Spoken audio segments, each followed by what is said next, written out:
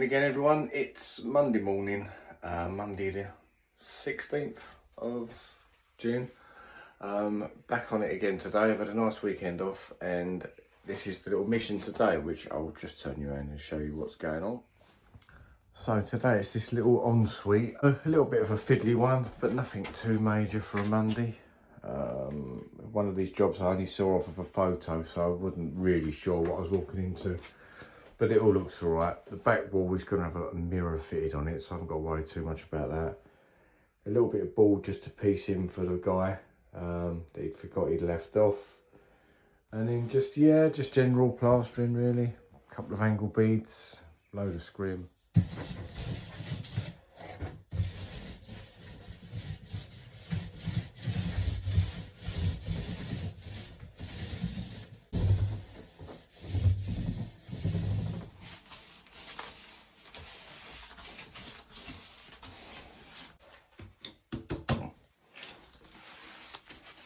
So, many plasterers have got their own different methods for things, but I think one thing we can all agree on is when you've got these little corners to go around, these are like a 45, not a 90, so it's just like an internal, but a very shallow internal. What we tend to do is we'll never do it with a trowel straight and then coming in. You always just put your trowel on and you move upwards very slightly, but you go up and then out. But if you try and do it straight on, it's awkward. It's the same as a curve in the ceiling, really. But if there is, unless it's a complete internal, that's obviously different. So anywhere where there's an offset, when you come to trowel it, doesn't matter if it's this way up or that way up. If it's this way up, go along at an angle and then pull down. Don't go straight into it and down. Move along. So if you can sort of reverse that in your mind, which is basically all I'm doing here, moving along and then in.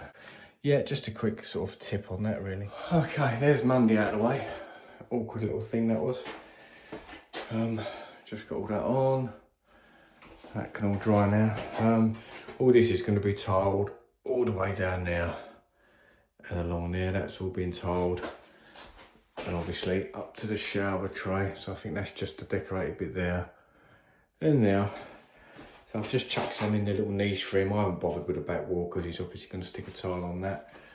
That he wants some sort of removable lid on that.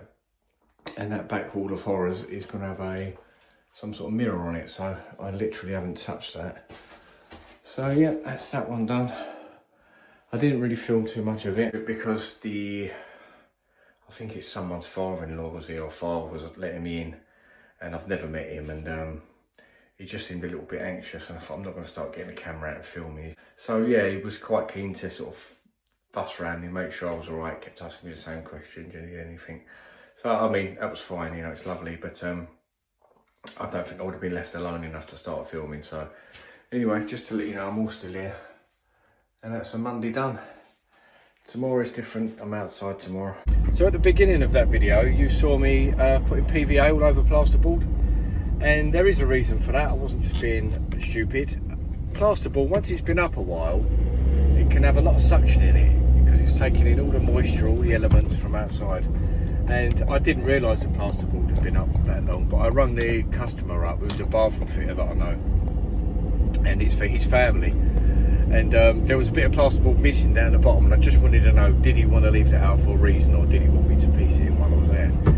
And he said, I forgot all about that. He said, I did it. I ain't been there for a year. So straight away I think, right, okay, that plasterboard's been sitting on there, taking in all the moisture, all the whatever for a year. So I did a ceiling for someone years ago, and I started mixing up the plaster. And I should have known, I was a bit younger, but the plasterboard was sort of a tinge of, like a yellowy tinge almost, really, where it had been sitting up there for so long.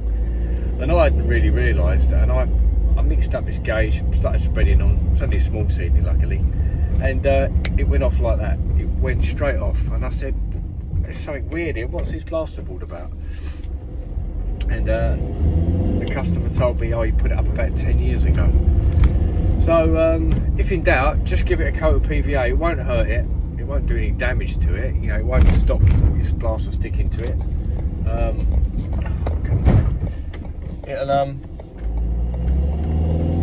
It'll just give you a bit of peace of mind. 1-2 coats of PVA all over that plasterboard, and we'll slow it down for you.